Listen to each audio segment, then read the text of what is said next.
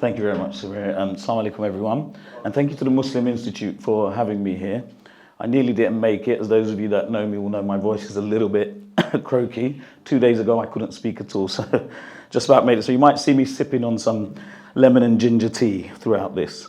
That's a big question in many ways, but some of you may already, inshallah, be familiar with my first narrative book called Minarets in the Mountains, which also had the title or subtitle Muslim Europe, because it was a journey into Muslim Europe. And in many ways, I always thought I was going to write this book first, because, you know, Al-Andalus and all the romance around Al-Andalus, I was also susceptible to it, and I would return to this place many, many times, along with Portugal and many of the other places here.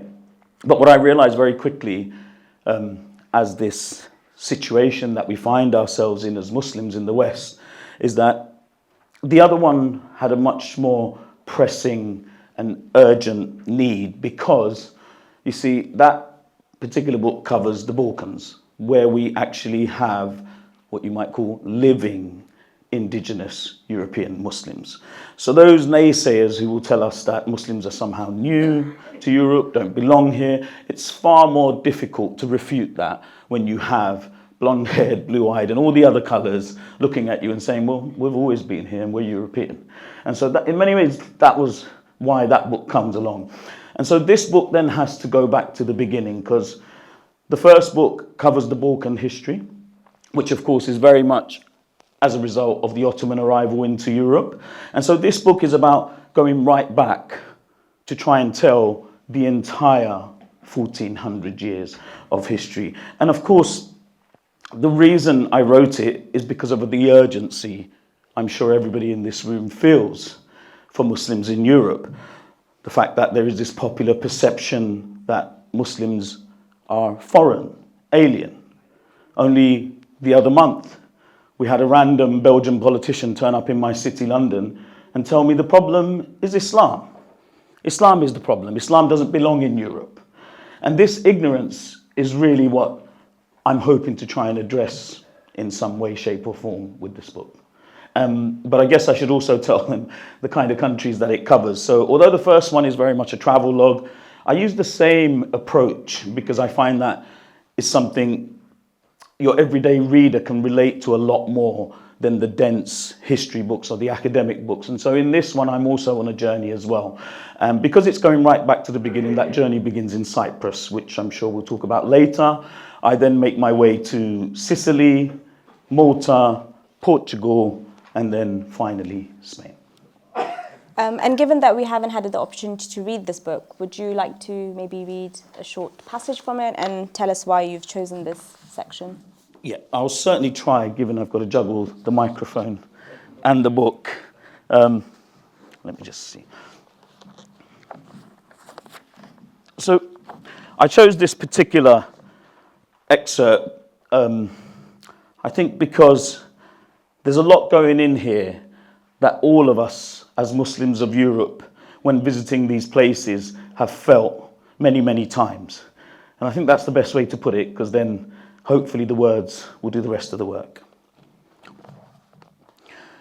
When the Pakistani scholar and poet Muhammad Iqbal visited the Mesquita in 1932, he became the first Muslim in almost 700 years to pray in the iconic Mesquita Cathedral.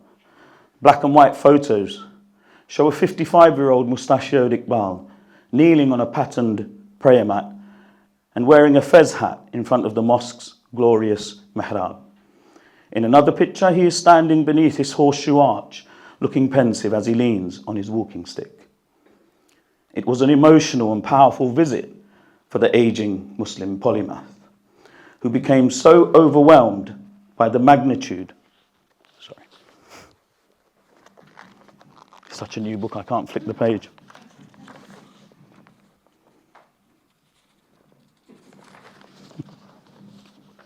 Sorry. And significance of Europe's first great mosque, its only caliphate mosque, and the culture and society it once served, that it inspired him to pen one of his greatest poems, Masjid-i Cordoba, an elegant meditation on love, using the mosque as an object of that love. In the poem, considered a masterpiece, he says, the Haram of Cordoba owes its existence to love. By using the term Haram, Iqbal was elevating the great mosque to the realms of Masjid al-Aqsa in Jerusalem, Masjid al-Nabawi in Medina, and the Masjid al-Haram in Mecca. In doing so, he might well be accused of being drunk on his love for the Salisbury Cathedral, maybe even blaspheming for equating it, like the Cypriots and Hala Sultan, with the three holiest mosques in Islam, each with an explicit link to the Prophet Muhammad and the founding narrative of the faith. But these were the words of a great intellect who had the soul of a great poet. I had visited Cordoba so many times in the past, armed with all the literary outpourings Western writers had to offer, from travel narratives by Jason Webster to histories written by W. Montgomery Watt and John Gill. But none of them understood what it meant to step into this space as a Muslim. How could they? Only the words of Iqbal came close. As we entered the courtyard of the Oranges, to our right, the mosque's minaret, now the church's bell tower, from which the 9th century local polymath, Abbas ibn Firnas, first launched himself in an attempt to fly using a kind of primitive hang glider. The experiment failed, and somehow Ibn Firnas walked away unscathed. Known in the Latin world as Armen Firman, Ibn Firnas would eventually achieve flight at the ripe old age of 70, when dressed in a bird-like suit made from silk and eagle feathers, he would fly for around 10 minutes from the top of a hill close to Abdurrahman I's summer palace, Ar-Rusafa, to the northwest of the city. Born in about 810, Ibn Firnas was a typical Cordoban who was also a poet, astrologer, musician, astronomer, and engineer, and almost certainly the first human being to experience flight. More than 600 years before the Renaissance man, Leonardo da Vinci, merely drew a similar contraption in his famous notebook, and over 1,000 years before the Wright brothers took to the air. Ibn Firnas also invented a technique for making colourless glass, a number of glass planispheres, corrective lenses, a kind of primitive metronome, a water clock, and a process for cutting rock crystal. Had he been born 500 years later, a Christian, in Spain, he might also have been revered today as a Renaissance man. Approaching the entrance to the Mezquita, I told Yusuf about my experience on a previous visit with a group of childhood friends from the East End of London, all of South Asian descent and all visibly Muslim. The security guard looked a little panicked when he saw us walking up to the entrance, I said, making Yusuf laugh. How many of you were there? He asked. There were 5 of us. Sorry. Only 5? And he was scared? Look around. How many of us are here? I said, pointing to the handful of late middle-aged white tourists milling around beneath the orange trees, each planted in its own neat little circular bed and linked to others via smart irrigation channels. Like us, they had read their guidebook and picked up on the tip to save money by entering the Mezquita free of charge before morning mass. He kept telling us we couldn't pray in there. We told him we didn't intend to, I said. But it was like he didn't believe us and kept repeating his point and wouldn't let us pass until one of my more conservative friends got a tad agitated and said, we don't pray in churches. What did he say? Okay. I think he was happy we considered it a church and not a mosque. I laughed. Yusuf shook his head in dismay. We were now near the front of the queue. Musulmano? Asked the security guard as soon as he caught sight of us. I ignored him and smiled at Yusuf. Muslim? He said, assuming my silence suggested I didn't know what Musulmano meant. Yes, I replied, in the same tone I use when running out of patience with my 5-year-old. Yusuf and I both knew exactly what was coming. The security guard peered over his glasses to make sure there was eye contact. No pray here. No pray inside, he said. This was a very different welcome to the one Muhammad Iqbal received. Somehow the Indo-Pakistani mystic had convinced the authorities to let him pray in there. Things had changed a lot since the 1930s. Thank you.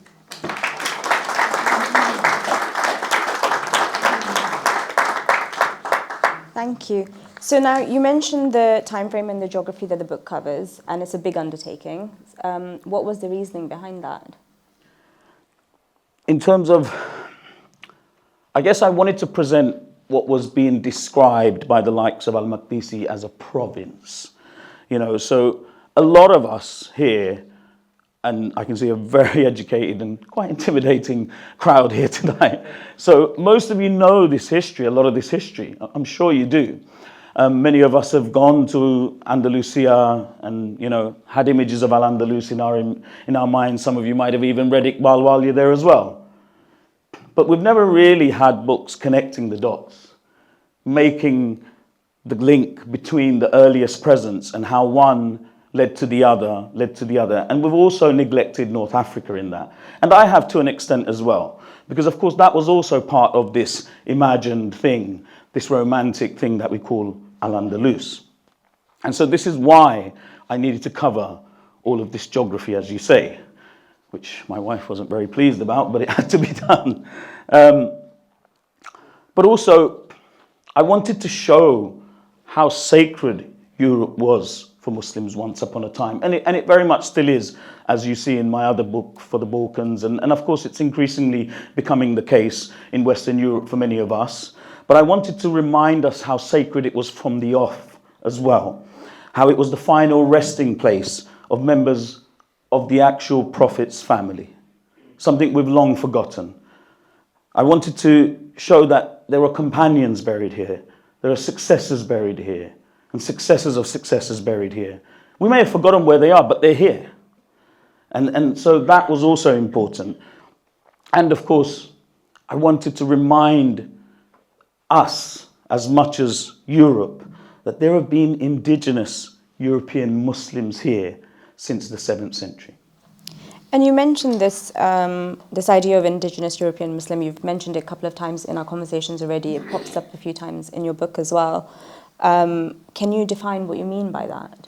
Yeah, and myself and Sameera, obviously, we've had conversations prior to this, and it was something Sameera said straight away. And I didn't want to say it at the time because I wanted to keep it for here. It's sad, isn't it, that I have to justify that as well, when you think about it.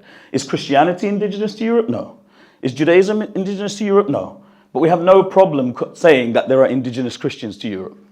And what do we mean by an indigenous European Muslim? That's why the European comes first, because Islam isn't indigenous to here, but a Bosnian is, an Albanian is, a Pomak is, and a Kosovan now. So because they've adopted Islam and have been Muslim for the last 6-7 centuries or whatever, that makes them indigenous European Muslims. And I think a lot of people really struggle with that because it's a concept that's been alienated for us. And in fact, in this book as well, of course, I meet them because there's a whole Cypriot Turkish community right there in Cyprus. So in a kind of poetic way, the very first Muslims that come to what we now call Europe, back then it wasn't Europe, it was just somewhere else the Byzantines happened to be. But what we now call Europe, when they arrived to that spot and there are still indigenous Muslims there. So it's quite poetic in that respect. And let's go back a little bit. What's your research and writing process? What was your approach as a writer? And equally, how would you want your reader to approach this book?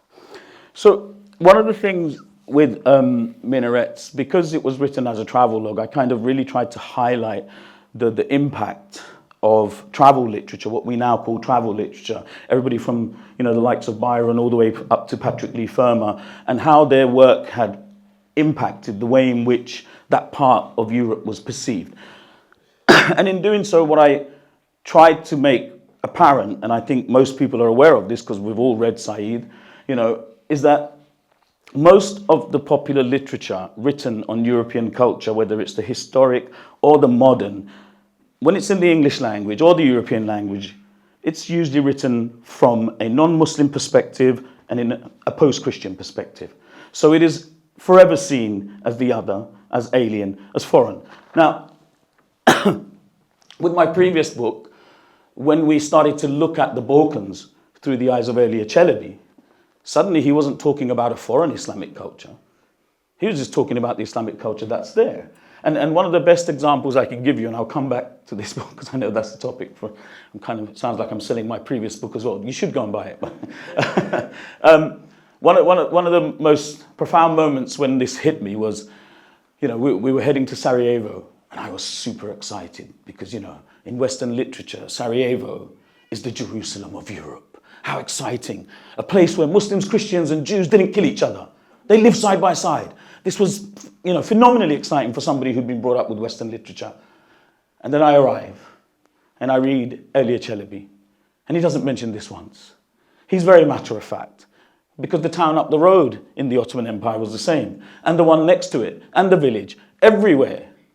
Muslims, Jews, and Christians under the Ottomans lived like this. And of course, we know this was the same here in this part of the world, because that was just the norm. So his norm completely alters the perspective. And of course, we were dealing with a living Muslim presence there, where there are Muslim countries. And so I wanted to do the same here. And so I consciously, where possible, ignore the Western Eurocentric sources, or not sources, but perspective.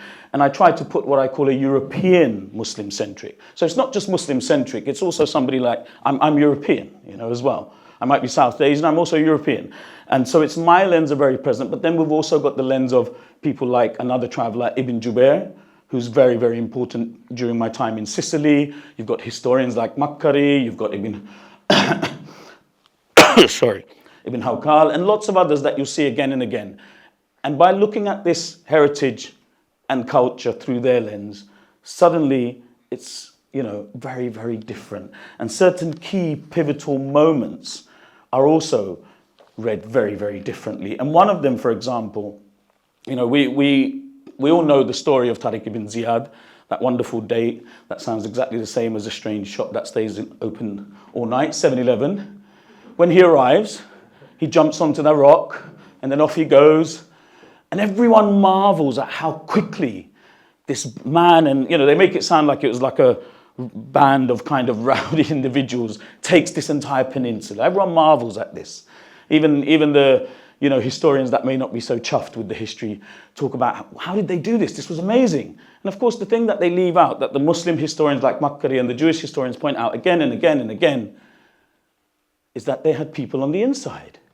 Because they came to liberate a people who had been oppressed for so long under the Visigoths. They actually reached out. They reached out to the Muslims and said, we need your help. They tried to do this themselves several times and they couldn't. So they reached out to the Muslims. And so by modern standards, when I'm reading it through these lenses, by modern standards, I'm seeing a liberation army turn up.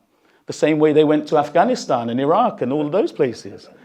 So I think it's very interesting when you flip it from the Muslim perspective. And what were the themes that you wanted to discuss in this book? The themes, there are lots of themes that I wanted to discuss in this book, and you see them coming over and over again. But of course, one of the key things is about identity.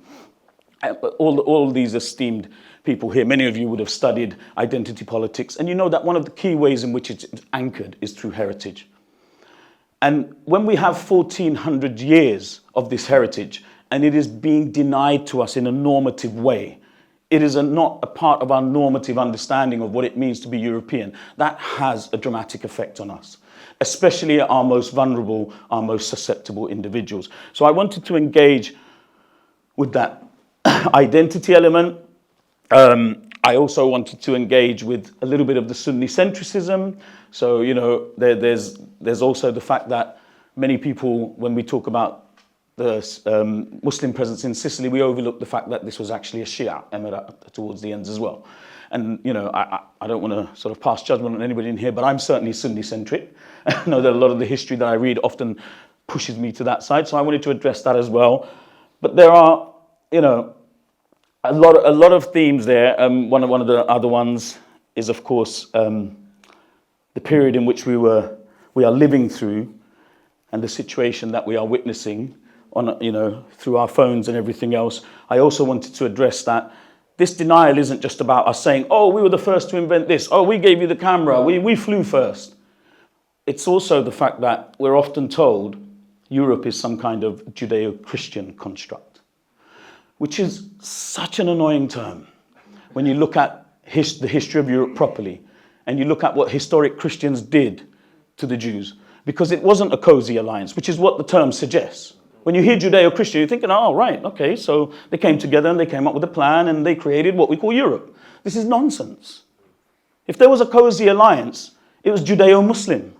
And you might want to put Muslim first, because every single time, I know the term genocide was only created after the Second World War, but if you look back, every single time there were genocides, pogroms, killings, expulsions in Europe of the Jews, the most vulnerable, you might say, the most, you know, oppressed, whatever, group in Europe. Where did they go for safety? They went to Muslim Europe. They went to Muslim Europe. And denying this history has also had a dramatic effect on us. Because many of us now are also becoming vulnerable to the nonsense that is floating around, where we're hearing people actually fabricate this idea that Muslims and Jews have been eternal enemies. And some people are even fabricating genocides that Muslims have committed on them. You go and have a look. I mean, I don't want you to spend too much time on social media because it's scary, but go and have a look. This is happening. And one of the reasons it's happening is because this wonderful heritage, this heritage of us standing by the oppressed for 1400 years in Europe, is also being neglected and left out.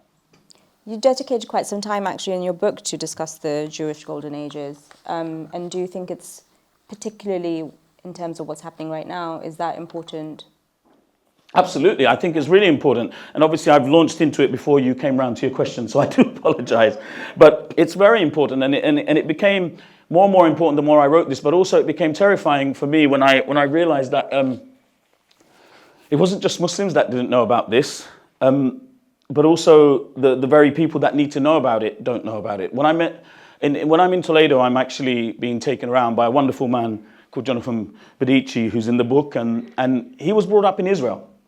And so he's become this tour guide where he takes predominantly Israeli tourists that come from Madrid, and he takes them around and he shows them this wonderful Sephardic, tolerant period, right? This romantic period, of course. This period that was, let's be blunt about this, there were almost two golden ages took place.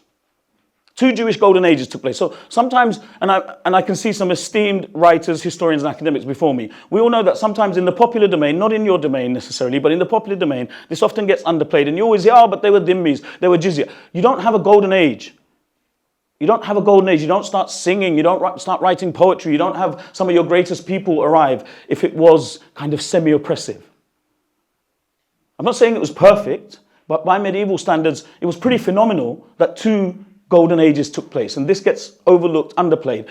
And so when I'm with Jonathan, one of the scary things was I said, Jonathan, oh, so you must be doing this because, you know, you wanted to come back and embrace this wonderful heritage of yours. And he said to me, I knew nothing about it.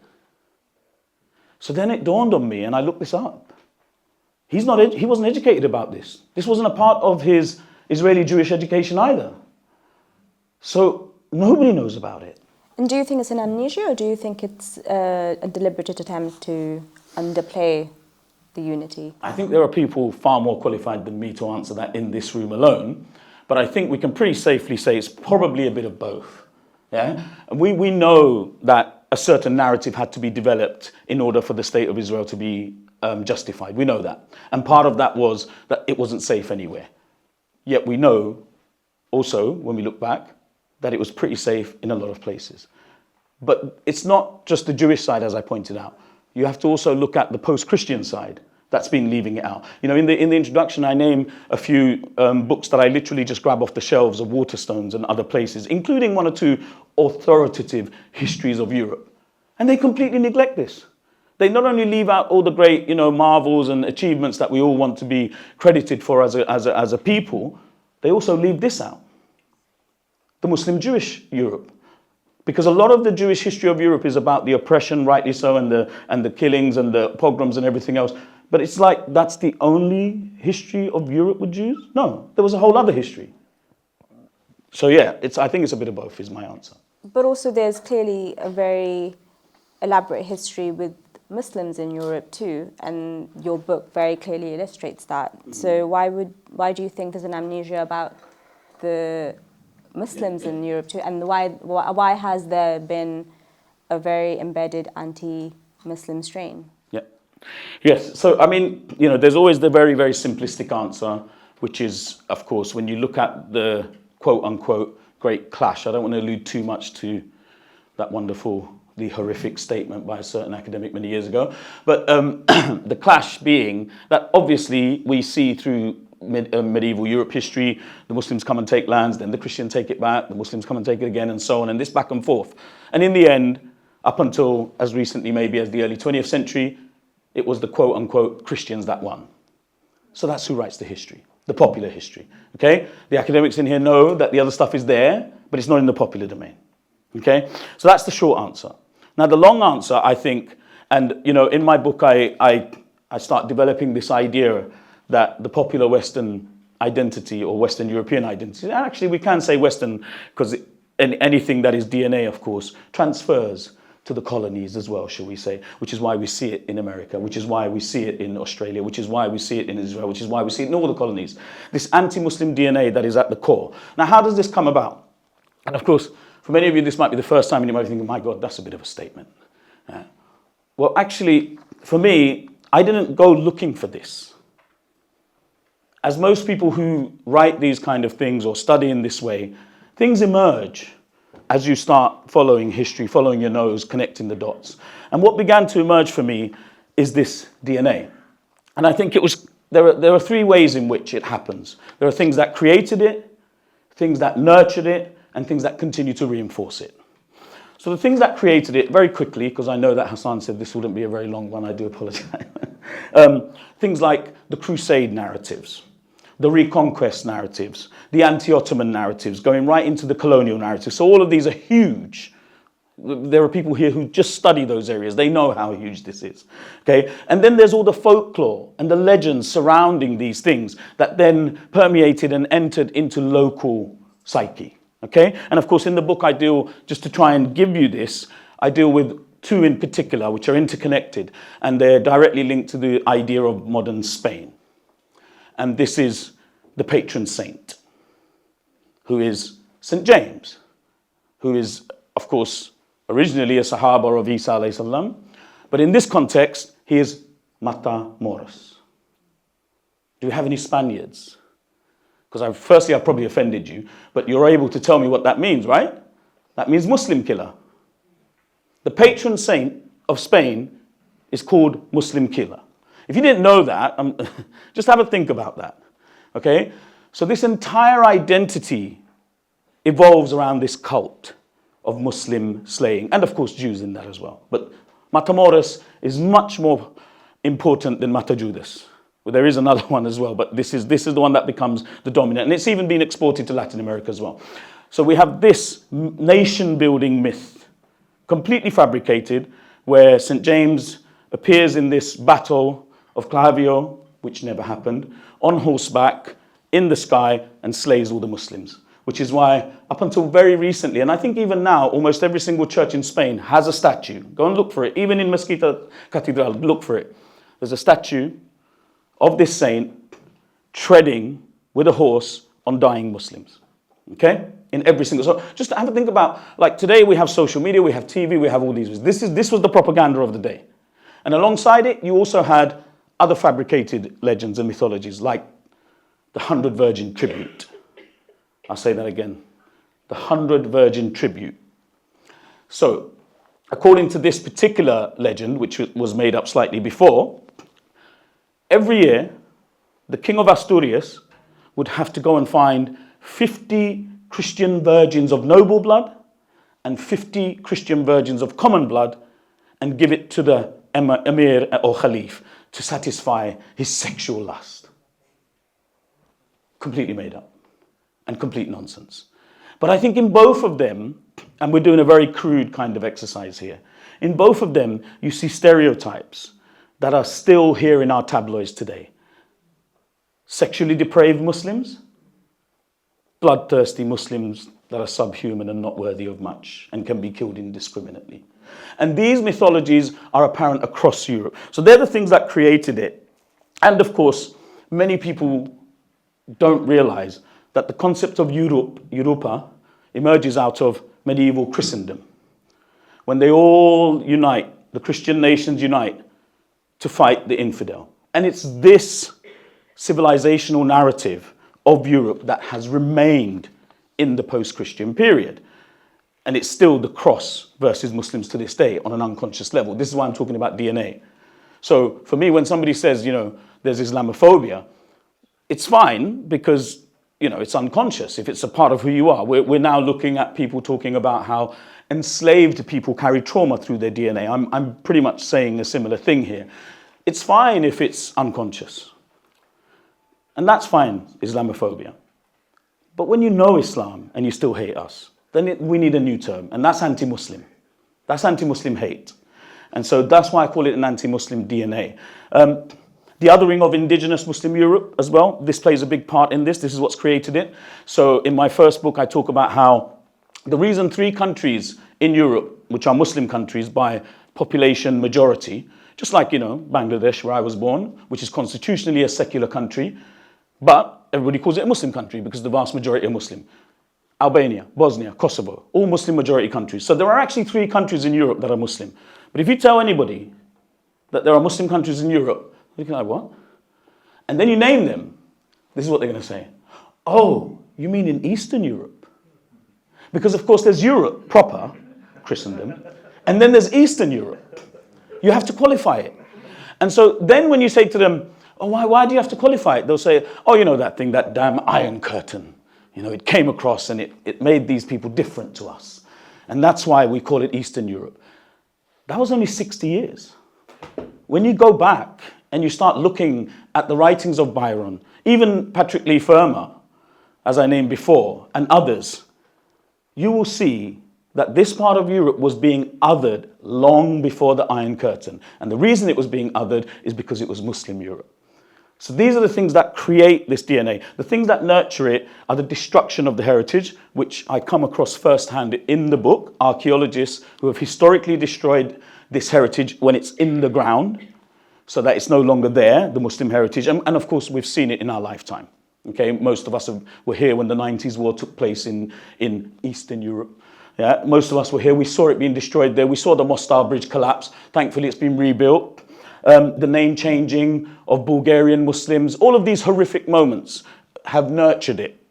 And of course, the continuum from Muslim Europe to the Christian Renaissance being broken is another one. Because of course there was the Dark Ages and then everything was rediscovered magically in some cupboard, along with the Lion and the Witch and the Wardrobe probably.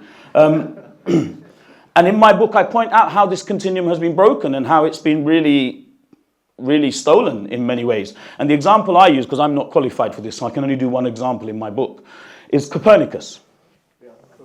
Yes, Nicholas Copernicus, who apparently told us...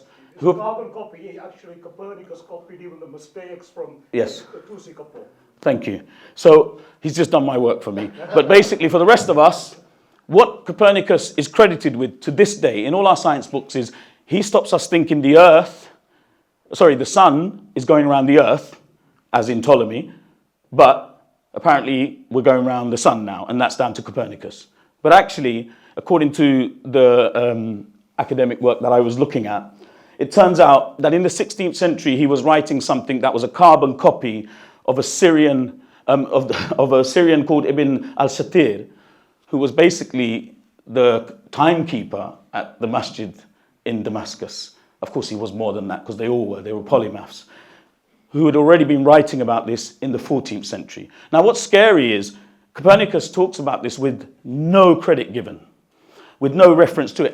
And interestingly, the German academics that discovered this, and they're being detectives here almost, you know, to go back in this way, what they say is he may have done this unconsciously because he may have been reading books that were translated in Palermo, in Toledo and other places where they didn't give credit. So we don't know where the continuum was broken, but it was broken. And of course now we're also hearing things like Isaac Newton stole wholesale what Ibn Haytham was talking about. So this happened again and again. So that's another way in which it's been nurtured.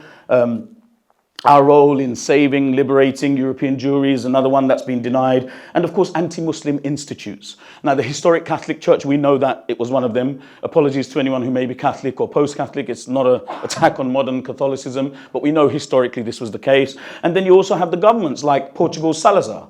If you go back and look at how aggressively anti-Muslim he was, something modern Portuguese people are now reconciling and rediscovering their, is that the right term? Anyway, trying to find their Islamic heritage again because of the damage done there. And then, of course, it's reinforced. It's reinforced by colonial era works like that of Sir Richard Francis Burton, who famously translated the Arabian Nights. He didn't translate it from the original. And he embellished and he added lots of notes and he basically continued to reinforce a lot of this. Popular history, politicians, I could go on. But that's a very long answer for your question. I do apologize. So, no, this is great. So with all of that in mind, how can we as Muslims, in your view, change the narrative? Oh my God, I knew that was coming. Again, I'm looking around this room and I know there are people far more qualified than me to answer that. So I'm going to answer it from my humble perspective.